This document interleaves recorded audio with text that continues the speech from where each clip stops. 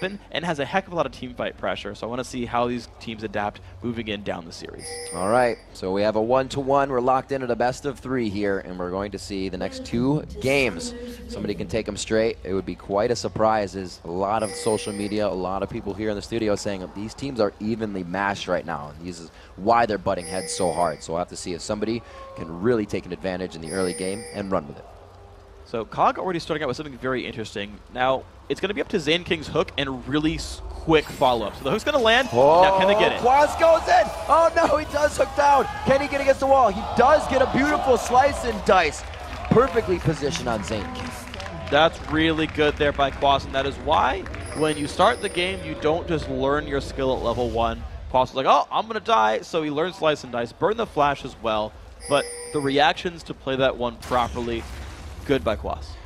They're going to give the player that's given them a hard time the exact same thing. So they start this one off with a smile on their face, but they are not going to leave with just that. They want more. They want more smiles. Yeah, the cool thing about that invade right there is it gave them control. There's no way Curse would re-engage and pressure them out of this lane because they literally couldn't get 5 people there in time with health bars. So Cog got wards wherever they wanted them. They get control over the bottom jungle, and that's a really good thing for Cog. That's a quick audible called by Curse as well. We see Quaz moving up to the top lane, so they quickly teleport Cog to the bottom. This is going to switch up what they wanted in the early game here, so we'll see if it goes in their favor. Whoop. Yeah, that's okay. Actually, Not it's still yours. good for Cog. Yeah, they use their trinket wards to spot everything and say, all right, we're not getting invaded. Smart choice by Zekent to make sure that invade really was working as they expected. This actually allows I Will Dominate to trade red buffs regardless. It's actually not even that bad for Curse overall. Yeah, it just takes it out with Smite, no big deal. Problem is that Dominate is still kind of waiting around in the enemy side of the map, and the thing is they know what Dominate's up to. So there's a chance he gets stabbed partway through this game. That red is still hanging. We'll see if they try to pressure. Ziploc has made his way off, and they'll be good. Cop holding this mid lane, so this is going to be one of the first, or mid lane, holding the middle of the lane. This will be the first time we see them match up. So neither Cog or Curse have the ability to incorrectly push the lane and give the solo laner an advantage. Yeah, it seems like it's going to be pretty safe right now, honestly, on all sides. We finally have a 2v2 and a 1v1 for the first time this series as well. This is going to be one to watch for because the very pregame, a lot of people said Cop and Zekent was a pretty strong duo lane. They did well in most matchups here. I want to see if that actually happens, especially because Draven Annie is such a strong lane. I would be surprised to see Curse lose this, but this is the first real test to see whose duo lane just is stronger.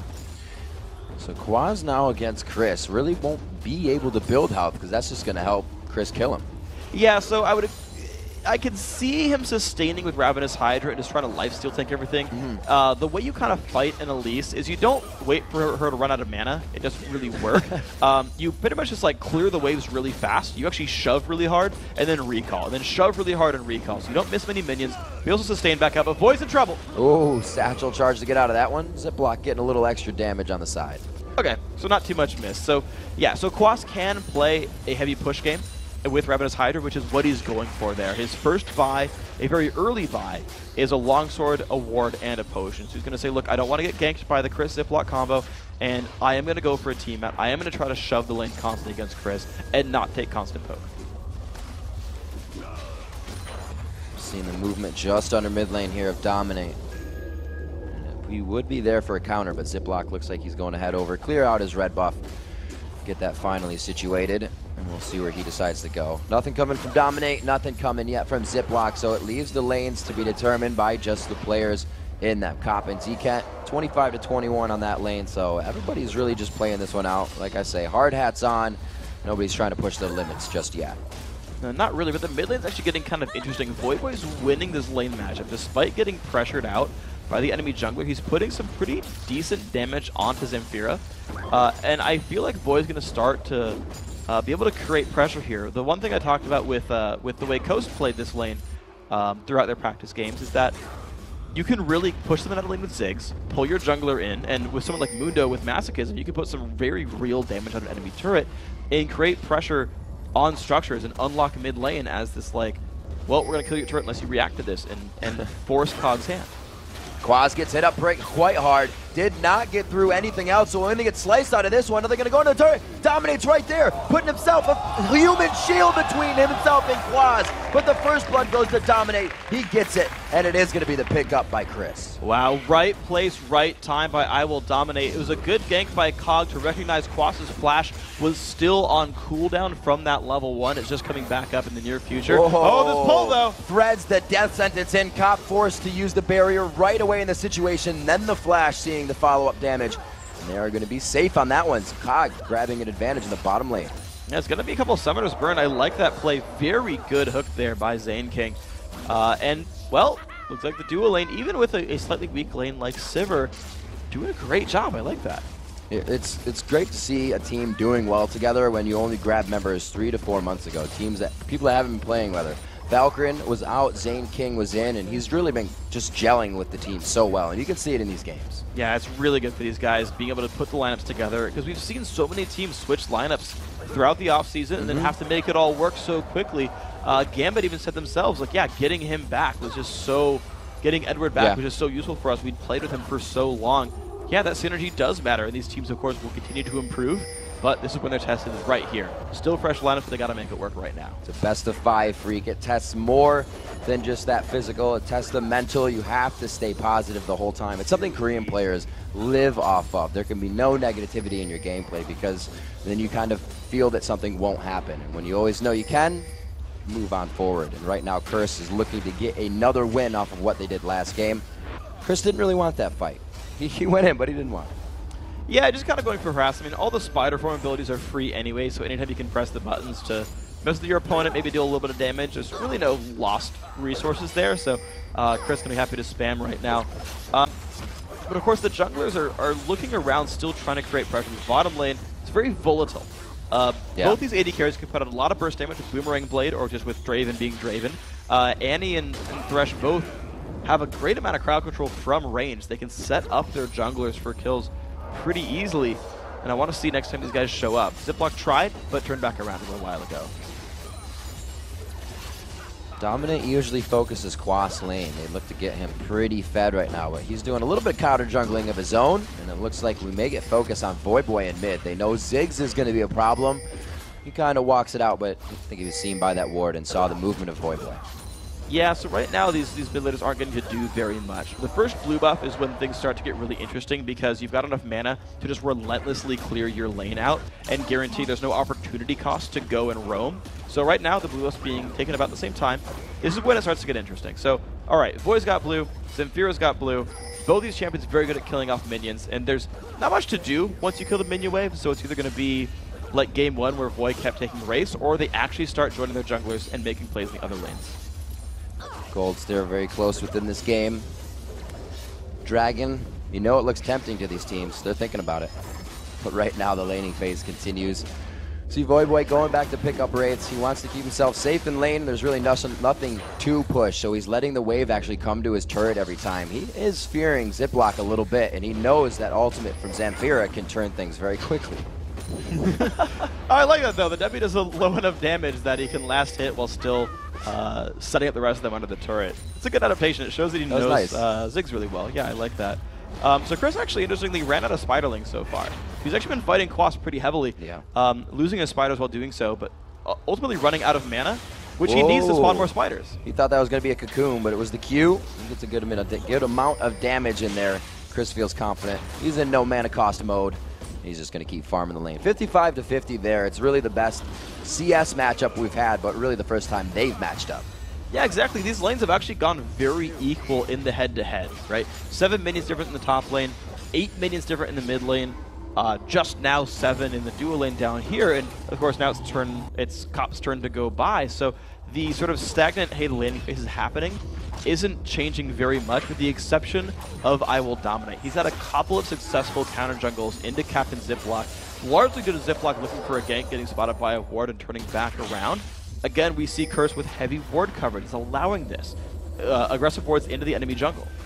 I'd say Quas is getting focused just a little bit. He does have that ultimate up. He throws it down, but he's forced to flash as well.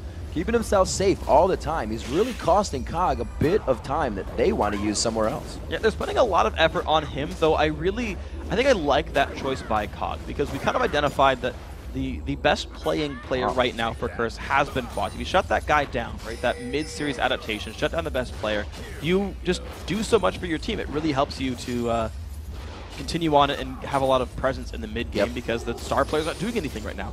Unfortunately, those ganks aren't working just yet, but it burned Quaz's flash. They've got another 4.5 minutes to try again. I can see it happening. Ooh, the ping's going down for Dargon. Yeah, that's Dragon. They're going to be going for it. We'll see Voyboy really moving himself around, farming out these camps. He just went for white, and he's actually keeping up with Zamfira. Now just past him, but Zamfira is doing the same thing. So these guys are adapting to knowing they can't roam because there's too many wards and just farming the heck out of their jungles. Yeah, so they're going for that like Season 2, Season 3 style, be a gigantic mid laner with a whole bunch of money. The interesting thing, though, is Zamfira has a very different build from most other Oriannas. So he rushed an early tier. Normally the build is like Chalice, Death Cap, like Void Staff, Zonias. Like those are the 4 items you tend to go for. Of course, the Chalice becoming an Athenians. Well, Zamfira says, you know, the only mana item I want actually is a Tear of the Goddess, and I'm going to go towards what I'm guessing is Haunting Guise as an early damage item, and going for like a Magic Pen sort of build. You lose some CDR, but you actually gain a lot of extra damage not going for Athenes. It's not a very high damage item, so I want to see how Zamfira's item build pays out here, because he will be bursty at the end game. Looking at some other inventories, Ziploc going for the Crusher Eyes build. It's pretty normal. He buys the Dorans, but you like it. Undertow doing a good amount of damage as he comes into lane, kind of catches you off guard. We'll see what he kind of turns everything into, because right now Dominate is sitting on that Golem Spirit, so he is quite big with all the tenacity he gets from that. He's ready to move into these fights. He is, and all the lane matchups, like as we kind of get Dominate moving around the map looking to create plays, all the lanes are fairly equal in terms of item tiers. So anyone he goes to go fight is going to be on equal power, right? Like the dual lane right here, pretty much identical, both with BF Sword, Vamp, Scepter, and a Doran's Blade. They're actually literally identical.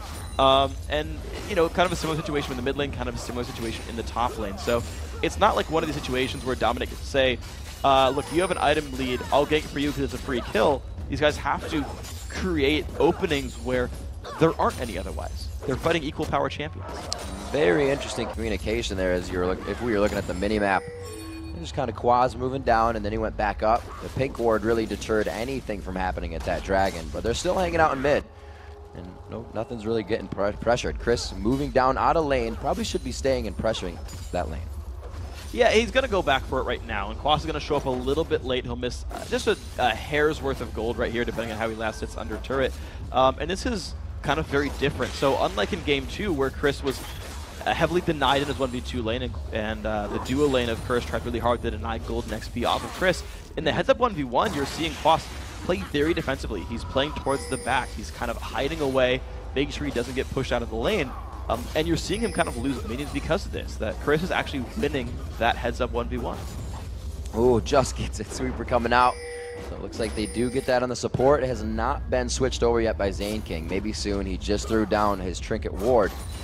So looks like he's actually going to be occupied with this fight. So not just yet. Bloodthirster to a BF Sword, and the Scepter coming out for nothing here. So he's not really getting that max damage on his Qs that he's looking for right now.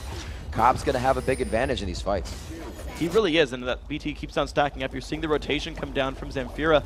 This could be very important. If Curse overextends, there's so much engage potential from Thresh or Orianna that COD could just explode a fight out of nowhere. Curse has to constantly be aware of what Zamfira up to, because he can make us die. You can see more of the mid wards. Voyboy's ward right there, keeping sure Zamfira isn't roaming too much, and if so, he can communicate it. Dominate. Looks like they'll be hugging this bottom lane right here, but figuring they're not going to get the turret, they want the dragon. And they really do, and the thing is, I don't know if they're going to be able to take it is the problem, because there's not a lot of ward coverage for Curse. They don't see deep into the enemy jungle, and nothing here has gotten to already back and get his Bloodthirster. So there's no lead to use. They didn't rotate their top lane down sooner. Chris actually creating pressure on his own. This is a remarkably well-timed engage. Problem is he gets spotted out. Nope. Is he going back? Got to get that last auto attack in. They're just dancing this one out. He's going to get good damage on Quaz, but like I said, Quaz not building that HP, is able to just kind of fight it back. He does have the Tiamat auto reset, so he can get some damage out before they get away. And the one thing I really like about Quaz's Tiamat build is he just completely shreds Elise's Spiderlings. He actually heal off them with his Q, and it's a significant portion both of her damage and her sustain is those Spiderlings. Quaz is very well poised to remove that power. Looks like they hold the Ziggs bound. There will be 0 attempt for the Dragon, and Cog, third game in, grabs their first Dragon away from Curse. And that's kind of what Cog's comp does. Their 4v4 is actually very good. Oh. It's very well self-contained. It's a lot of crowd control, a good amount of burst, and good follow-through, especially with that Bloodthirster being done. And Curse knows that between Orianna and Sivir, it's easy to catch them, but Quas trying to make plays 1v1. Itemizing quite well with that Glacial Shroud, but he still takes a good amount of damage, and he's forced to flash Cocoon out of that. Quas showing dominance in the top lane now, is going to start knowing he can bully Chris around. Well, he did take his ult. Ooh, nope. Inferior second lane. But Quas, here's the interesting thing though, is Quas burned his ulti to do a lot of that, and Chris has simply pressed E to disengage. The difficulty is that Chris is running out of mana, but I feel like if Chris can find some way to get a real mana bar here where he can actually cast spells more than a few times, it's a good fight for him. Could be Cocoon up. He has to switch forms and doesn't have that mana. Turns around so he gets the hit off the front of Chris on Slice and Dice. Very well played. Still loses Flash for it though, which is really all that Cog could have expected to get right here. The rest of the team going in. Looks like Zane King is going to be the target on this one, but he gets himself out with his shield. It's going to be the Burning Agony, and one last swipe coming from Dominate. Very well played right there. Amazing spell shield by Nothing here to block the Tibber stun and get himself out, but the problem is Thresh doesn't have a spell shield. And Curse is taking the initiative to go and dive and say, you know, let's go for it. It was a very smart choice right there. When you have an initiator, that's what Cog should have done in game 2. Just start fights, find openings, go for kills. All right, this game picking up a little bit faster. 2-1 in kills already. We only had 1 kill by now for another 22 minutes. But the turrets are traded. It's going to be gold on either side. Oh, Nothing here. That could exactly be the result of this. He will get the dodge. No, he flashes over the wall. Saves himself. Wow, and Cop could have flashed to chase it, likely would have gotten the kill, but had completely no vision in that lower jungle. It chose the more safe option, which I really can't hate on. I think it's probably the right choice, but Quas with no flash. Ziploc just keeps showing up here. Fancy moves by Quas. He's all laced up and ready for the fight. Looks like they are going to get themselves back. Chris has been in this top lane with very low mana. He's kind of using whatever reserve comes back while the camera's not on him, and you can see the fights just aren't going all the way they need them to. They're trying again with Zcan on the roam right here. I don't think anyone makes any huge headway here until I Will Dominate shows up, making it a 3v2. We also have rotation from Zamfira, and it's going to be Zane King. He'll be janitor duty here if he even tries to get him. He's kind of undecided whether he wants to cover mid from Voyboy or go up to the top lane. Voyboy doesn't look for roam here. His ult's down, but it is on that blue buff. So a lot of potential could come out of this next fight, and Cog knows it. They're kind of hovering between what they should do. Yeah, here's the interesting thing, though, is Cog still, I believe, has good playmaking potential. Yeah. The problem is they've now left Cop alone in the bottom lane. No one is there at all to defend He's going to him. get a Nexus turret. Yeah, at least one. I mean, he's so close to it. But yeah, it's free farm that Cog's not stopping. Good choice there. Chris drops down just on the enemy minions in front of the turret, and Nothing here is going to be able to meet Cop in the bottom lane. We'll be able to shred out these minions as we saw Sivir doing it last game. He actually could still be going for the static shiv. He's quite far behind though, because Cop could be finishing this last Whisper quite soon. No, not at all. Almost down the red buff. Oh wait, nope, they did. Dominate, yeah. Dominate on the other side. There we go, okay. Dominate, good job on the red buff grab. I wasn't watching for a second right there, but you're seeing this actually looks a lot like game 2, where Curse just simply slowly but surely outlaned their opponents and built some leads. The difference being that Cog actually is getting some pressure on Dragons this time around, which lets them stay into the mid game a little bit better, but Curse are out pressuring the map because Cog still aren't forcing a lot. These mid laners still really haven't left their lanes very much. Yeah. And it's like, honestly, I feel like 6-item Ziggs is potentially a bigger threat in terms of damage than Orianna. And so in that case, like, the difference between the champions becomes a little bit better towards Curse's favor. Problem is, Cog can make plays off Ori so much easier. Same with Sivir. Oh, is the W just enough? Oh, they're going to go back into the fight. Dominate just on the backside. A very nice spell shield from Nothing here, and the kite is going to come in. Chris taking caught axe damage right now from Cop. And it's not anything he wanted. They back out of the fight. Quas and Voyboy kind of holding down mid lane, and it's going to be, again, I think this is where the top lane gets left alone for quite some time, Freak. Yeah, I mean, it's the thing is, there's been so much effort put onto putting down Quas, and it hasn't turned into anything. Like, how many times has Ziploc shown up there, tried to make the play, and then, you know, they only burned the flash, or Chris missed the cocoon and it didn't happen, or Dominant was there to counter gank. Every single time, something stopped that from actually working, really. The one exception being the dive where they traded and Dominant got first blood anyway. These dives haven't succeeded here for COG. Like, I keep saying they should be making plays. They're trying to. The problem is they're not working. And despite all of that, Quas still up 20 minions on his lane opponent. That 1v1 matchup, despite COG's efforts, still going Curse's way. So I'm saying, okay, well, try a different lane. And you saw them try to dive towards the bottom. Didn't quite work, but COG can't stop trying. This is actually going to be a pretty big fight. Blue buffs just came up, and they're actually quite timed with Dragon here. So this is big. We can see that Zamfira's just presence in a lot of mid lane engagements has pushed Curse off. So this being around Dragon is really big for them. It is, and they've got the positioning. You've got actually Cop on the wrong side. This is... So Curse's best play right here, I think, is to actually create pressure on other turrets. To say, like, we can trade a turret for a dragon. Now, an outer turret is not worth as much as a dragon 20 minutes in, but at least it's something, and you're seeing that it forces COG to step back.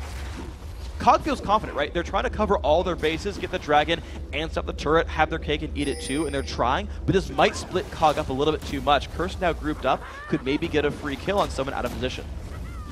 They have position on Dragon, so it's Curse's entry into the fight. But remember, COG was kind of in the same spot Curse was. And when COG left the fight and came back in, they cleanly grabbed Dragon on a mental mind game. And it looks like it might even happen again here. The problem is Elise is kind of on the wrong spot right here. If Curse can go in hard, no, they're not going to do it. Dragon's picked up, and actually a very clean disengage by COG. They completely swept. They didn't even completely sweep the Ward control away. They just simply got the damage up there. But the mid lane turret's under siege. But even that's been controlled properly. Well done by COG. Really great job keeping Ori mid. They didn't need the biggest amount of AoE that they had for the fight. And they hold this one down. Dominate with the rest of the team. Forced here to just kind of look at a turret they can take down with a few shots. But again, they pull themselves into a team that's heavily melee focused. They have to be able to show a lot of presence before they can walk up to that turret. Yeah, so good job then by Curse to keep the pressure going. COG, I guess just Zamfira getting chunked was enough to scare him away, but it's so hard to push a turret when you're fighting an Orianna. She can leave the ball out there and shockwave you when you go for it. COG flinching a bit there and saying, you know what, okay, we'll give you this turret. Still dragging for outer turret's worth it, but Curse are going to keep sieging. COG need to do something to stop this. 2-1 in kills. We had a bit of an aggressive flurry, but it slowed down. Everybody got cold feet. Leveling up nothing, keeps himself alive with a nice Thresh shield. Zane King doing his best to keep nothing here on the front line of that turret push. Yeah, he's a little bit hurt, but he's got the bloodthirst to keep himself sustained back up. And now they're COG feeling a little bit more comfortable. They've gone back and bought items off of the Dragon Guild they all just picked up, so a lot of these guys spent all their money. And remember, the ultis are all available for COG. They could go for a hardcore dive if someone steps out of position on Curse. A lot of gold sitting on Voyboy right now. He's got about 2,400. That's quite a bit, and they have been not controlling these fights, but able to make COG think they're stronger, kind of push them off. It didn't happen so much with the Dragon, but you can see it there at mid-turret, and they kind of do it every so often. The items, I think, would do it a little bit better for them. Yeah, and the interesting thing about sort of COG analyzing how strong they are is remember that 2 of their items on their mid laner are scaling items. They're still building up Tear of the Goddess, stacked 580 and 750. The Rod of Age is only at 6 of the 10 minutes that it takes right now to power up. So COG, with a bunch of late game scaling items waiting to sort of empower themselves, even still have the presence to control dragons and fight for objectives. So this actually only gets better for this COG lineup here. And already in the game, it's very slightly seen here, but look at COG's kills and deaths again. None of the AD, none on the mid lane, and none on Chris. The people that need to be alive. They're doing it with the initiators once again, and if they can keep doing it, it keeps them up for the experience, the gold, and they're going to scale really hard. And keep in mind that Renekton does fall off more than most of the other conventional top laners there. Like, this is kind of like game 2 in the reverse, where realistically, COG can kind of like just wait out the team comps here because they're not that focused on having nothing here be super well positioned and like hide away from a bunch of diving bruisers, right? You've got a Sivir ulti and an Orianna. It's going to be pretty easy for Sivir to kite away from Mundo and Renekton until their ults time out. Meanwhile, Orianna is just doing so much work, tossing CC out there, putting up resistant damage, and it's going to be a scary situation for Curse. That's why you saw them siege a little while ago. They're kind of trying to put the pressure on in the mid game here. and use Voyboy's Ziggs. I mean, he's got 300 CS. He's doing very well. Yep. Use Voyboy to get this game rolling. 100 bonus mana off of Seraph's Embrace as the Archangel staff has been finished up by Zamfira. Like you said, really putting out the plays for his team. And you can see he is actually already focusing on home guard. So if he's ever not in the fight and back at base, he knows he needs to be with his team. A huge factor in the crowd control and the fight initiation. Quaz coming on the backside of Chris here. They're going to go high five at the tri-bush. And it looks like Chris is going to be locked up quite hard here. He gets the stun. Oh, he goes on the other side. Very nice. Zken was his out. That is not going to be enough to kill him, but Dominate with the ulti down. A little bit of a speed boost here on the hunt could be enough. Oh, good guy, nothing here. That was really, really well played right there. Chris also had the Spiderlings behind him as well, which blocked the first attempt by Dominate to Cleaver. And as Dominate chased through, nothing here, made the really good choice in the middle of that one. Spell shielded a bit early, but it worked out, and that was all kinds of a wonderful play on both sides. Now, Zamfira has finished his Archangel staff. He's most of the way to Seraph's. That champion is starting to really, really unlock. And as soon as he adds, I'm going to guess, a Void staff next, he's going to start chunking the tanks. Kindle Gem picked up on Quas, not trying to get too healthy so Chris can take him down. But he knows when he needs to build. The lanes looking quite even right now, so nobody has the advantage there. 3-1 in turrets, however, so the vision increasingly going in favor of Course. As they move into the jungle. So that's going to be easier entry to the buffs, easier entry to what they need, and possibly the Dragons back that they really took for the first 2 games. Absolutely here. So let's see, Chris, can you get the siege going? Because there's a bit of a clock on you guys right now. Voyboy, I think on something a little bit more comfortable. He's actually securely winning his lane in terms of minions. He's actually had some real pressure on the map. He's been integral to some of these pushes that Chris has been putting down. So finally, they found a champ for Voyboy that works well. And that's important because, again, even after this game, there's still at least one more to play here. So Chris has to keep that in mind. As does Cog, where Voy's actually been useful finally in this series. That is important. But, you know, I still think the clock is on a little bit here for Curse. And what kind of play are they going to make? I think the siege game is still good. It's just hard to siege against Orianna. And it's hard to siege when you really don't know what the other team brings to the table. In the first game, we had fight kind of after fight. They knew what damage they were doing. In the second game, no one killed each other, and that's what's happening again. There's power in both inventories, but everybody's afraid because they haven't seen the result yet. So it's kind of just the we are right now. We can sit here and we can farm. Yep, high-pressure tournament games, these guys very risk-averse right now. Yeah, absolutely. And it's caused them to take a whole lot of thought about, like, okay, what can we do ideally next time? The Dragon is going to keep forcing the conflict, and Curse actually really making a stand here. Curse says, you know what, we're strong enough to take this Dragon. We're going to zone you out with this Ziggs. I like this by Voy. With blue buff, he can keep putting out mines, keep putting out satchels. Curse should have decent position here. They want to force this fight. This is exactly what they need. They have the AoE for this. On the hunt, Ragnarok coming in. Zken right in the front line. Does he get Timbers out? Yes, he does. But is it going to be enough? Zken falls just after. Chris is actually turning tail here with Zamfira. Not much damage from that shockwave onto Cobb, and he is not deterred from the fight. They start to pursue into the jungle, also taking down nothing here. Zamfira, the Burning Agony is on. The shield is there, though. The Seraph's Embrace is not finished, or it was, but it's not going to be enough. 1,258 gold from Cobb's passive on that kill. Dominate specifically stopped chasing to give that one away. And the hardcore engage comes through the mines. The problem is they don't kill Zken really in time. He survives the initial engage and lets the counter engage happen right here. So at this point, you have an untouched AD carry just putting out damage. The Orianna Shockwave, it comes in too late to stop Cobb. You've got Draven, pretty much the highest DPS champion in the game. If untouched, untouched. That's gonna happen to you. Here's the money shot.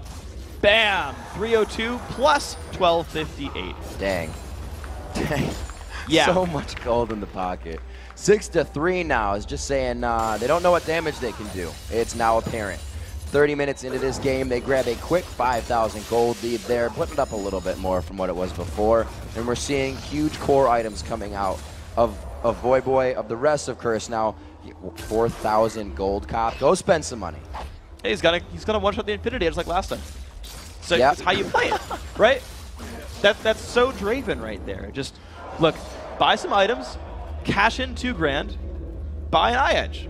Man mode that. That's how you do it. Only way to play Draven. And it looks like Curse has kind of canceled out that factor of seeing nothing here, Zamfira and Chris not dying. It looks like it's really Voyboy and Cobb taking the role of that now this time. 1-0 and 3 for both of them. 358 CS. We mentioned that Voyboy was going into the jungle and taking creeps, but it's a little over excessive.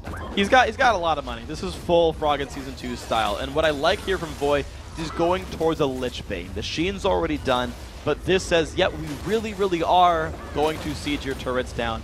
And as Ziggs with his passive and a Lich Bane on does so freaking much damage to turrets that Cog's going to have to actually force the issue here, even though they're down 4,000 gold.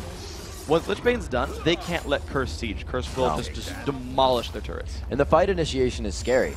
They got someone that they wanted. They got Zken, but he got Tibbers out, which continued to do damage. So that initiation has to be perfect. What could that be if Zken isn't even the right target? I mean, the problem is it's a whole bunch of tanky frontliners and then like a Ziggs and Draven hiding in the back. Yeah, so giant crits, right? He one-shot Ian. A lot of damage right there. Good luck with that, buddy. You can see 1,155 damage crits on minions from Cop here. So the hooks need to land on a Draven or Ziggs. That's what needs to happen is somehow Cog has to find their way in. You know, if that's an Elise Repel or an Olaf flank, basically someone has to get to the back line and get a Shockwave or get a Miracle Hook from Zane King. Without that, this siege continues, and Curse eventually takes the game. Voyboy is completely keeping the team at bay here. That was huge props to him on that one. Dominate was throwing cleavers in, but Cog could not do anything. No, they can't. They're being held far away. They have so few initiators. So unlike last game where they had Leona, that got banned this time by Curse. And with Curse banning Leona, it allowed them to play a siege game. It allowed them to be very confident in playing Draven, saying, well, Cog, you're not going to easily get in on us, but here's the attempt. Coming from the side, this is what they need, that pincer move. They're going to be able to grab Dominate, but that is where the HP is coming from. They can't focus the tanks. That didn't even do any damage to Quas, and they are going to keep pursuing this fight. Nothing here, turns around to try and grab some gold for himself, but it's not enough for the kill. So Curse going to keep moving forward. 2 champions, all they really need. Tibbers can take 1 turret shot, and this turret's likely to fall down right afterwards, actually. Curse with a lot of control. I think they're maybe too low to risk Baron, but they can stay for the inhibit back in time. They got to get back. Zamfira still doing a bit of damage, but this build has left him as way too much utility for his team. He's not able to put out the damage. A command shockwave didn't even deter Cop, let alone hurt Quaz in that last fight. Yeah, so once again, Cog couldn't get into the backline. Voyboy and Cop were largely unthreatened, and even if they were threatened, they certainly didn't go down. And again, that's kind of the Elise pick right there. It's not really a dive buddy with Ziploc. You can't like Elise ult both those guys in and expect them to really take down the back line by the 2 of them. And so that removed a lot of potential here for Cog to deal with the back line. Instead, they're at this sort of weird state where it's like, you kind of just gotta hit Renekton and Mundo in the face and hope you deal more damage. Problem is, their comp isn't really built to do that, so Cog kind of put themselves into a weird bind here. See, looking at the inventories, take a bit of stock here. Cop finishing, or Voyboy rather, finishing up the Lich Bane. You can see real pain coming out of that. 2-0 and 4 for him. Cop, 2-0 and 4 as well. Those two doing very well for their team. Overall, both sitting with 13,005 in their pocket, and it's 3,000 gold or 2,500 more than anything on the side of Cog. So these fights should be swift in the favor of Curse, and I think this is really what the voters expected when they were voting for Curse standing behind them. Exactly. These two guys have put up, have gotten better and better, I think, throughout the series, Cop and Voyboy together. So Quas got so much pressure put onto him that he is, I wouldn't say underperforming, but certainly held down this game. You mentioned the gold leaders. Quas is definitely 4 grand behind his teammates, but they've got enough backline to carry it through. Ooh, getting a little antsy there. Cog going in again. Draven coming from the outside with the blades, and it looks like Cop will not be able to get into the fight just yet. We'll have to see how this plays out. Quaz, very controlled on that, as well as Dominate. Last time Quaz probably would have gone into that fight, but these guys are wholly communicating and definitely have the upper hand. Dominate's going to be able to chase this down. No, the flash goes out. The Lantern, Thresh Express back to safety. But they're still maybe chasing through. Nah, this is going to get them out here. But again, Curse the team in the lead, and they've done a bunch of damage. They can start going for objectives again, whether that's a side lane turret or a push for the Baron. Looks like they may have an upper edge here, enough that they want that Baron. They put down a whole slew of wards. Looks like Ziploc's able to dodge those out. They are going to hold him at bay here. It may be an attempt, but this is going to be scary if they want to try to get back in. Ziploc is just on the outside, but he's got Ghost. Well, they can try again for the steal. With the Lantern, it wouldn't be that unsafe, but no, it's going to be quickly taken down. Cog a little bit gun-shy and trying to face check that. They know they could be jumped on by a Flash Tibbers, for example, and that could have spelled a number of kills. So this is Cog saying, okay, we'll give you the chance at Baron. We're not going to throw an entire team fight at you as well. We'll play again for another day. But now Cog has to survive a siege against Baron buff. That's going to be hard. That's not what you want to see. Dominate definitely playing a lot stronger of a Mundo that came out in the first game. They've gotten this going, and we're seeing how they're using that advantage.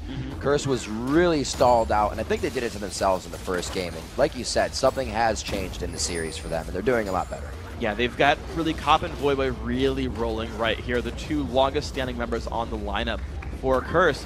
They're really putting up now when it matters the most here. This game 3, I think, looks the most convincing of any of the games we've seen so far in this series. And it's like, all right, Void got something comfortable. Cop's doing well. The 2v2 lane went just fine. And they're starting to really scale up in these team fights. They're hard to deal with. Cog they don't even have a comp that'll deal with those champions. So it's really just on Void and Cop to keep playing at this level, and they can carry their team on their backs. Quaz. Oh, there's the Yellow Command Shockwave coming in. Voiboy can take that down to 25% HP. Ziploc is being aggressed on. Nothing here, trying to give his team on the hunt. A little bit of utility to save on this fight, and it looks like they will do so. Not much damage was done to the turret there, but we talked about that. If Curse approaches the turret, it's for the fight, not for the quick takedown. Yeah, and now inhibitor turrets do regen as of the 3.14 patch, so if they push too slowly, they don't make any actual headway. But you just saw a fight that started with Voiboy getting caught, and he, oh my gosh. Oh, coming back. Woo. So that's really scary, and now I think Chris can go in. Great job, the 6-foot sidestep by Chris, and he keeps himself alive. The turret will go down, though. They wanted it after there wasn't enough Cog members to take out for themselves, and they're going to turn around and grab a pickup onto Ziploc there. The inhibitor goes down. Curse starts to gain a huge map advantage on this one. And here we go. These guys take one and hit. The second one laid open as well. This will be 2 inhibs at least. And with Baron regen, they could just stay in here. Yeah, Baron's going to be huge for this, especially the damage that Cop is putting out. It's one of those just complete thought changers. You get hit by one axe, and you do not want to do what you were set out to do. No, not at all. And in fact, Curse can keep the push going on the bottom lane because they've got a giant minion wave leading the charge here. Again, the regen keep these guys healthy. Will Cog go? They're looking for it. There's the on the hunt. The Talisman of Ascension has not been used yet. Is that for the disengage? They only get Zken. The ults are not enough coming from Zamfira right now. 60 seconds on the clock as he goes down, and it only took a few shots from the entire team. And there we go. Another inhibitor go down. Ziploc just respawning now. Cog actually looked for a 4v5 earlier. Chris not likely to go anywhere good. Zane King dropping as well. Dominate was just standing in front of that, taking damage as he put his ultimate on, and it pulled Cog into a scary, scary fight. This turret's going to go down, and the base is in shambles for Cog. And now it's just Curse cleaning up all the scraps. This is going to be their game. They put themselves within 1 of getting back into the LCS. Curse looking better and better and better as the series goes on. Incredibly more definitive in this game. There was no pause. They didn't even get the first dragons, but Curse knew the entire time how to do it again. They got back on the bike, and they're going to pull out a second. Very well played by these guys. 2-1. They start a game 1 with a loss.